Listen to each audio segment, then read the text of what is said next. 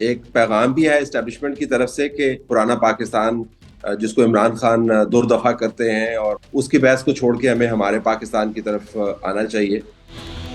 अपने गुनाहों की तलाफी नहीं की, अजाला नहीं किया गलतियों का, तो पाकिस्तान तुसी जो मर्जी कहते रहो उस तरह से ही रहना जिस तरह का है। इसमें ये मामला आगे चल नहीं सकता। इतना जहर आ गया इस निजाम के अंदर, और जिस किस्म के मुतालबात की तफसील सामने आ रही है, जिसको मैं कहता हूँ कमरे के अंदर हाथी। आप फजल रहमान की वैसे कितनी बातों पे आप यकीन करते हैं? आपके जनरल बाजवा, जनरल फैज ने बिल तरतीब ऐसे ही जनरल बाजवा के कहने पे जनरल फैज ने अगर ये एश्योरेंस दी थी कि इमरान खान से हम जान छुड़ाएंगे। संजीदा मामला है कि एक सिटिंग आर्मी चीफ जो है, एक DGISI के साथ मिलकर वो एक ओपोनेंट को जो सियासी तौर पर घेरा करना चाह रहे हैं इस्लामाबाद का, सिटिंग प्राइम मिनिस्टर के बारे में कह रहे हैं हम जान छुड़वा देंगे। ख्वाजा आसिफ को गर्म हवा आई जब मुकदमात के तहत उनको लाने की कोशिश की गई। पिंडी से ठंडी हवाएं अगर आ रही हैं तो पिंडी के अंदर जो है ना मौसम वो बहुत जल्दी तब्दील होता है। तो आप पिंडी के मौसम के ऊपर बिल्कुल ना जाएं, ये मरगला की पहाड़ियों की तरह का मौसम होता है। तो ठंडी हवा के ऊपर तकिया ना करो ख्वाजा साहब, एक गर्म हवा मरतूब हवा भी तब्दील हो जाएगी तो फिर जड़ा है ना सिर सिर मुंह जड़ा है ना साड़ भी देती है, ये सबको पता है। इस्लामी जमहूरिया पाकिस्तान से महबूब कारबगा और आप देख रहे हैं सियासत.pk। इस वक्त मेरे साथ मौजूद है सीनियर साफी तलत हुसैन साहब। सर बहुत शुक्रिया, आपके कीमती वक्त का। Always pleasure to host you. My pleasure. Sir नए पाकिस्तान का वक्त भी हमने देखा, पुराने पाकिस्तान का भी। आज हमारे पाकिस्तान में आपको कैसा लग रहा है? आपने आर्मी चीफ के स्टेटमेंट का हवाला दिया है। मेरे ख्याल में ये एक पैगाम भी है इस्टेब्लिशमेंट की तरफ से कि ये जो बहस है नए और पुराने पाकिस्तान की, पुराना पाकिस्तान जिसको इमरान खान दो दफा करते हैं, और नया पाकिस्तान जिसका तमस्खर उनके ओपोनेंट्स PTM की हुकूमत लगाती है, उसकी बहस को छोड़ के हमें हमारे पाकिस्तान की तरफ आना चाहिए। इमरान खान ने भी उनको हदफ तनकीद बनाया जब उन्होंने कहा कि हमारे पाकिस्तान में देखें ये क्या हो रहा है। उसको इन्वर्टेड के अंदर डाला। हम जो लिखने वाले होते हैं जब इन्वर्ट्स के अंदर डालते हैं इसका मतलब है कि ए तुसी जी गल की सी ना, ए देखो कर की रहे है।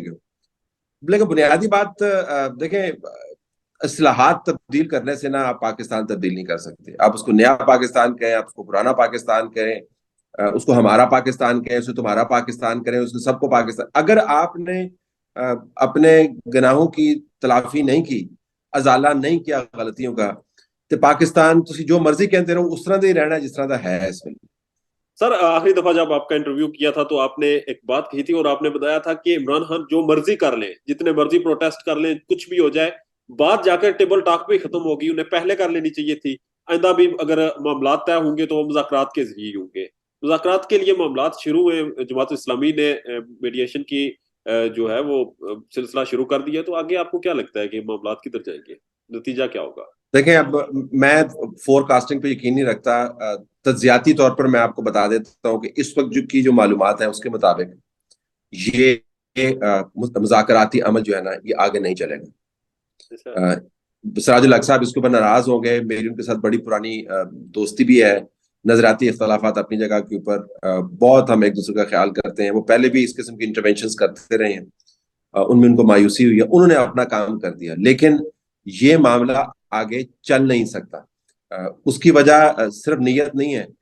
इतना जहर आ गया इस निजाम के अंदर, और जिस किस्म के मुतालबात की तफसील सामने आ रही है, अगर वो इम्प्लीमेंट होने शुरू हो गए तो फिर लड़ाई नहीं थी। इसका मतलब है अगर वो मानने लग गए मालूमात, अगर PTI के मालूमात मुतालबात हुकूमत मानने लग गई और हुकूमत के मुतालबात PTI मानने लग गई, और दोनों बिल्कुल मुख्तलिफ सेट हैं, तो फिर झगड़ा किस चीज का? और तीसरी बात यह है कि जिसको मैं कहता हूँ कमरे के अंदर हाथी, कमरे के अंदर जो सबसे बड़ा हाथी है वो इस्टेब्लिशमेंट है, जिसके बारे में इमरान खान कहते हैं कि उनकी असल लड़ाई उनके साथ है। आपको याद होगा कि इमरान खान ने कहा था कि मैंने तो किसी से बात ही नहीं करनी, एग्जैक्टली। मैंने तो बात इस्टेब्लिशमेंट के साथ करनी है। तो इमरान खान ने उस हाथी के साथ, हमारे हाथी के साथ उन्होंने बात करने का शोशा छोड़ा हुआ है। अब वो इस अमल का हिस्सा है नहीं। सर इमरान खान जिस तरह बात करते हैं कि वो एस्टेब्लिशमेंट से मामलात करेंगे, और इस जो सालसियत का ये सिलसिला शुरू हुआ है जिसे आप कह रहे हैं कि ये आगे भी नहीं चलेगा, तो इसमें क्या एस्टेब्लिशमेंट जो कि जिनका नारा ये है कि वो मुल्क की सलामती के लिए आगे आते हैं और मुल्क की सलामती के लिए मामलात में मुदाखलत करते हैं, तो अब उन्हें इस सालसियत का हिस्सा बनना चाहिए? इस तमाम मामले का हिस्सा उनको नहीं बनना चाहिए, क्योंकि वो न्यूट्रल है। लेकिन अगर उनको खींच के आप बीच में लाएंगे तो फिर उनको हिस्सा बनना पड़ेगा। मेरे ख्याल में नहीं बनना चाहिए, ये मेरी असूली हमेशा से एक पोजीशन रही है। लेकिन अगर उनको आप लेके भी आए, वो क्यों बनेंगे हिस्सा? आप देखें ना, इमरान खान और उनके दरमियान जो उल्फत और मोहब्बत के किस्से इतने अरसे से चल रहे थे, वो खत्म हो गए। इमरान खान ने उनके पल्ले कुछ नहीं छोड़ा। उनके ऊपर जो तनकीद की है, यानी उनके खानदान, उनके बच्चे, मतलब इस किस्म की तनकीद जो है, और गलीज तरीन तनकीद जो है। और लंदन में एक दो बंदे बैठे हुए हैं, जो बात वो करते हैं उल्टी सीधी इमरान खान को ट्वीट के जरिए आगे फैला देते हैं। कभी कहते हैं कि केबल काट के वीलॉगर्स का मामला खत्म करने वाले हैं। कभी कहते हैं जी कि पाकिस्तान का आईन ही खत्म हो गया, पाकिस्तान में ह्यूमन राइट्स वायलेशन इतनी हो गई हैं, मकबूजा कश्मीर बन गया है। ये बहुत सीधे सीधे हमले हैं। तो आप अगर इस्टेब्लिशमेंट के पॉइंट ऑफ व्यू से देखें, मुझे नहीं पता वो क्या सोच रहे हैं। हो सकता है कि उनके दिल में कोई मोहब्बत मौजूद हो इमरान खान के लिए। अभी पाकिस्तान में सब कुछ मुमकिन है, लेकिन जिस किस्म के हमले इमरान खान ने कर दिए हैं इस्टेब्लिशमेंट के बाद, उसके तो भाई बाद जवाब ही आएगा। और जवाब जो है वो बातचीत का हिस्सा बनते हुए नहीं नजर आएगा। मेरी जो अभी तक मालूमात है उसके मुताबिक इमरान खान ने अपने लिए सबसे ज्यादा गहरे गड्ढे खोदे हैं अपनी जुबान के जरिए, और उसके बाद जो अमेरिका के अंदर लॉबिंग कर रहे हैं। ये मैं आपको मालूमात दे रहा हूँ।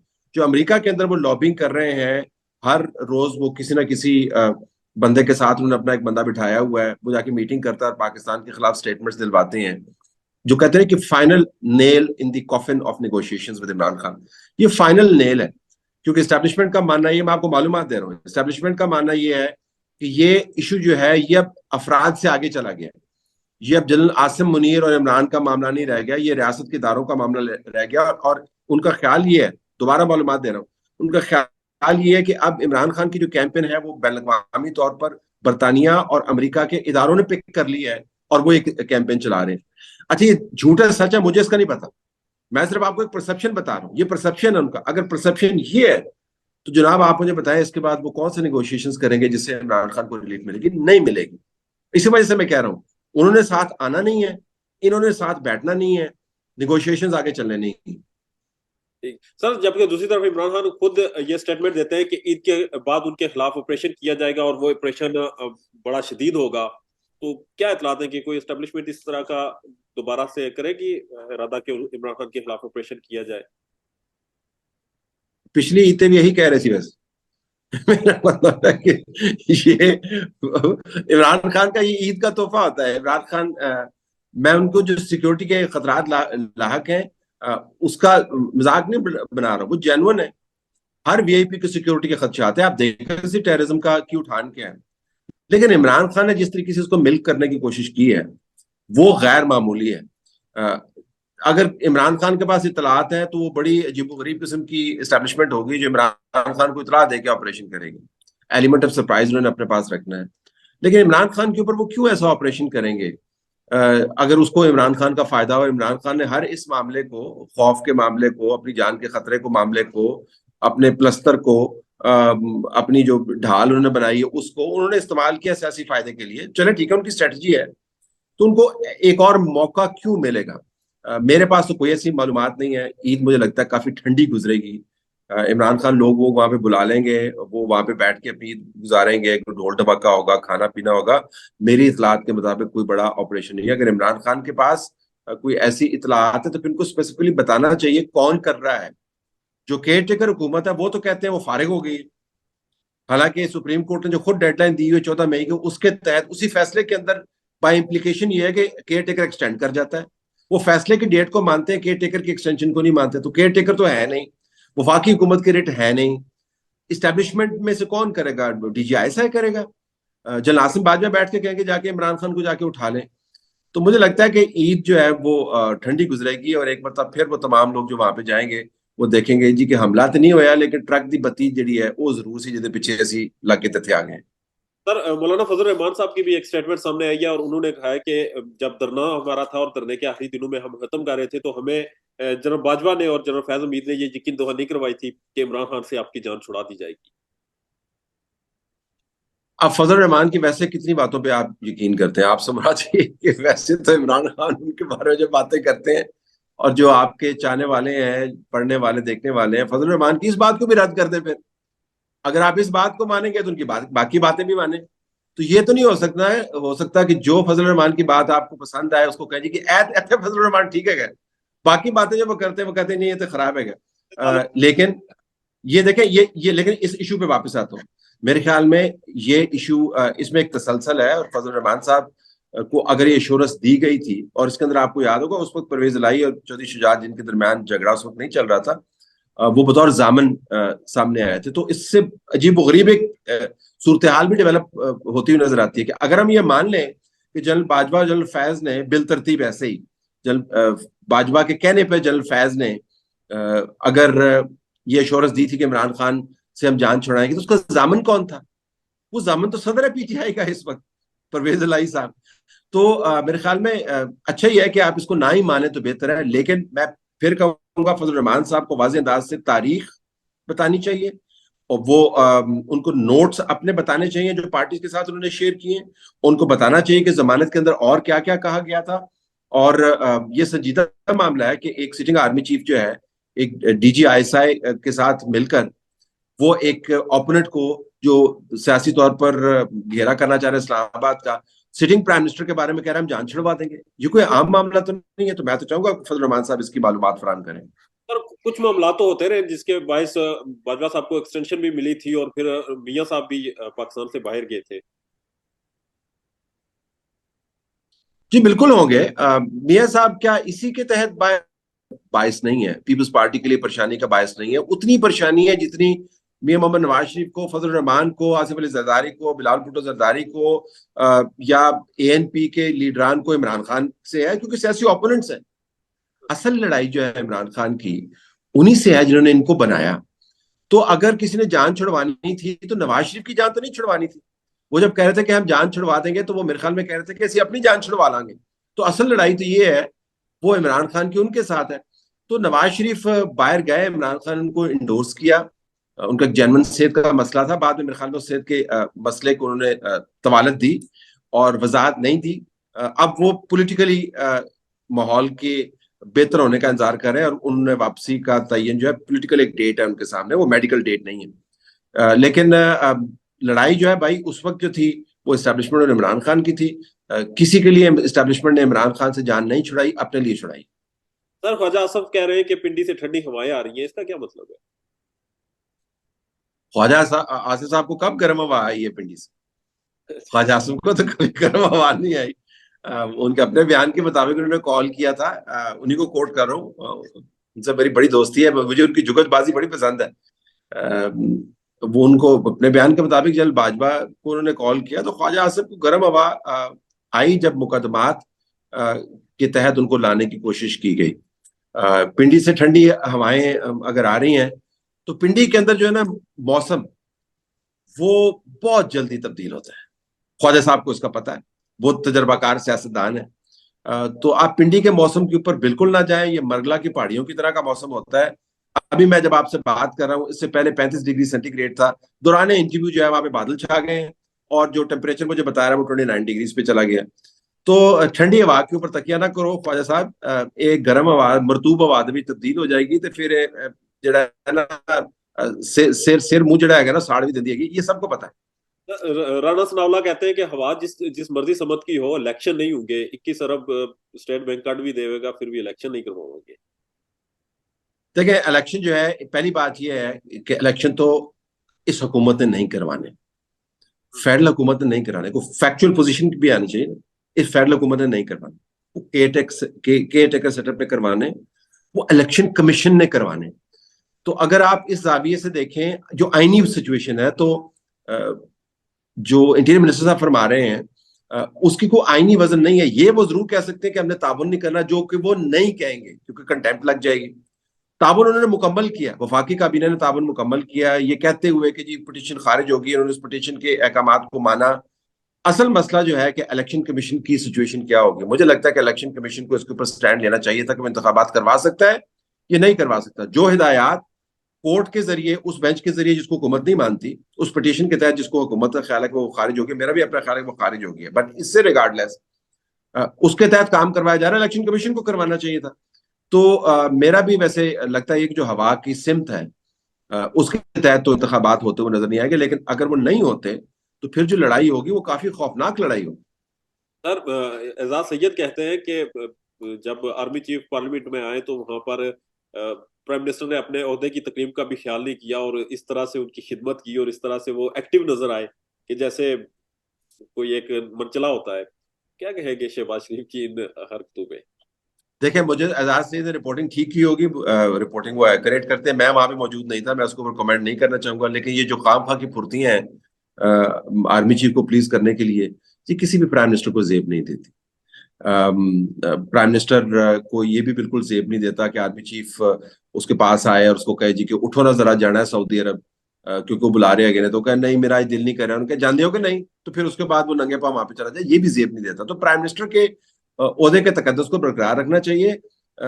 फौज के सरबराह की एक अमली अहमियत है, लेकिन जनाब फौज का सरबराह जो है वो पाकिस्तान का वजीर आजम नहीं है। ये ध्यान रखें आप। और अगर आपने अपने ओहदे की तकरीम नहीं की किसी भी वजह से, तो फिर बाद में जब उसका तकद्दुस जो पामाल होता है, तो फिर उसके बाद खामखा जो है ना उसके ऊपर एतराज ना किया जाए, किया करें। तो मैं वहां पे मौजूद नहीं था, लेकिन अगर एजाज ने कहा तो ठीक ही कहा होगा, और अगर शहबाज शरीफ ने ऐसा किया है तो उनसे हम इस्तदाई कर सकते हैं। मननी तो उन्होंने नहीं है कि यार ये फुर्तियां दिखाने की लोड़ है। सर, बहरहाल इस वक्त शरीफ बरादरान है, इनका पूरा खानदान सऊदी अरब पहुंच चुका है और किसी न किसी के हुक्म के तहत, मर्जी या ना मर्जी के तहत गए। बड़े मियां साहब को डॉक्टर ने इजाजत दे दी है और तबीब की इजाजत के तहत वो सऊदी अरब तो पहुंच गए। क्या वो इजाजत पाकिस्तान आने की भी है या अभी डॉक्टर ने कहा है कि वो परहेज? सियासी, देखिए वो मैंने आपको पहले बताया, वो सियासी फैसला होगा। कब वापस आना वो सियासी फैसला होगा। बेनजीर भुट्टो साहबा ने अपनी जिलावतनी कब खत्म की वो सियासी फैसला था। इमरान खान ने प्लस्तर कब उतारा वो सियासी फैसला था। एक मुकद्दस जगह है, वहां पर मुकद्दस महीना है, वहां पे लोग जाते हैं, और हज भी होते हैं वहां पे, उम्रे भी होते हैं वहां पे, और गुनाह बख्शवाने का एक जरिया भी है। हम सब की ख्वाहिश है कि वहां पे हम जाएं। बाज लोगों की ख्वाहिशात ज्यादा पूरी हो जाती हैं, हर साल उनको मौका मिलता है। लेकिन भाई बात सुने, यहाँ पे तो आपने शादियां करवाई हैं सऊदी अरब के अंदर, तो वहां पे उम्रे के ऊपर क्यों एतराज कर रहे हैं? तो पूरा टबर लाके शादी करना सब पहुंच गया है सो। और फिर सऊदी अरब वालों को उनको वहां से निकालना पड़ा। उनका खुदा का वास्ता किसी ओवर स्टे करता है क्या, निकलो इथों। तो शादी और इबादत के लिए अगर आपने और सियासत के लिए सऊदी अरब को चुना हुआ था, वहां पे फिर जाने पे एतराज तो नहीं होना चाहिए। सर, आखिर में मुझे ये बता दें, अदलिया की तकसीम आपके सामने है, पाकिस्तान में एक बड़ा अफसोसनाक मरहला जारी है, तो आप जजेस के किरदार को कैसे देखते हैं? अ, अगर आप मुझसे पूछे सबसे ज्यादा खतरनाक इशू इस वक्त जो है, मुईशत से भी ज्यादा, वो अदलिया की तकसीम है। पाकिस्तान के सियासी बहरान का हल अदालती फैसलों के जो कानून और आइन के दायरे में उसके जरिए हो सकता था। अब उन फैसलों की भी तकरीम नहीं होगी। जब जज साहबान खुद ये कहते हैं कि हमने इस पिटीशन को रिजेक्ट कर दिया और चीफ जस्टिस साहब उसको नहीं मानते हैं, तो ये खुली लड़ाई है। अगर ये सिर्फ शख्सियात की लड़ाई होती तो हम और आप बैठ के इसके ऊपर ज्यादा तफसील से बहस ना कर रहे होते। इसकी इम्प्लीकेशंस जो है वो मुआशी भी हैं, सियासी भी हैं, इंतजामी भी हैं, और रियासती भी हैं। तो ये बहुत ही खौफनाक लड़ाई है। और मैं आपको बता रहा हूँ कि जिस अंदाज से बंदयाल साहब कोर्ट चला रहे हैं, उसका नतीजा कोई अच्छा नहीं निकलना। उनके अंदाज से अंदाजे के मुताबिक अंदाज उनका ठीक है। ये मैं आपको एक और खबर भी, आपने कहा था कि खबर दें, मैंने आपको बताया कि मैं आपके कहने पे तो खबर नहीं दूंगा। बीच में दौरान गुफ्तगू कोई आ गई, खबर तो आ गई। जब 1 मार्च का फैसला आया था, उसके बाद मैं सवालिया निशान के तौर पे आपको आधी खबर दे रहा हूँ। उसके बाद और उससे कुछ दिन पहले किसने पैगाम भेजा था पिंडी कि ये 4/3 से ये मामला फारिग हो जाएगा? उस फैसले के बाद किसने पैगाम भेजे थे पिंडी कि जी गलती हो गई, ऐसा नहीं हुआ? उसके बाद किसने पैगाम भेजे थे चीफ इलेक्शन कमिश्नर को कि जी आप जो है डेट ना दें, आप पर कंटेम्प्ट नहीं लगेगी? ये बड़े बड़े सवाल हैं। ये जब मालूमात इसको सामने, जब लड़ाई बढ़ेगी तो इन सारे सवालों के जवाब तड़ तड़ सामने आएंगे। फिर व्हाट्सएप के मैसेज भी सामने आएंगे। तो एहतियात से चलना चाहिए। शीशे के घर के अंदर बैठ के आप लोगों पर पत्थर नहीं मार सकते, और अपने भाइयों पर तो पत्थर बिल्कुल ही नहीं मार सकते। सर, व्हाट्सएप ग्रुप का क्या कहानी है, आखिर में मुझे ये बता दें। वो उनके जो जानने वाले रिश्तेदार जो हैं, बच्चों के जरिए कुछ लोग ऑपरेट करते हैं। जाहिर है उनके अपने व्हाट्सएप ग्रुप्स के ऊपर बड़ी कदगन लग गई है, उनको ख्याल है कि वो हैक हो जाता है। तो उन्होंने वाया बठिंडा एक बनाया हुआ है नेटवर्क, जिसके अंदर ये बातचीत होती है। और अमूमन मैंने देखा है उस व्हाट्सएप ग्रुप्स के अंदर जो बात होती है वो अगले दिन पूरी भी हो जाती है। ये बड़ी हैरानी की बात है। और ये जजेस के बच्चे चला रहे हैं। वो उनके रिश्तेदार चला रहे हैं, उनके इर्द गिर्द लोग चला रहे हैं, जिनका दावा है कि वो कनेक्टेड है उनकी फैमिलीज के साथ। चलो सर साहब, बहुत शुक्रिया सर आपके कीमती बात का।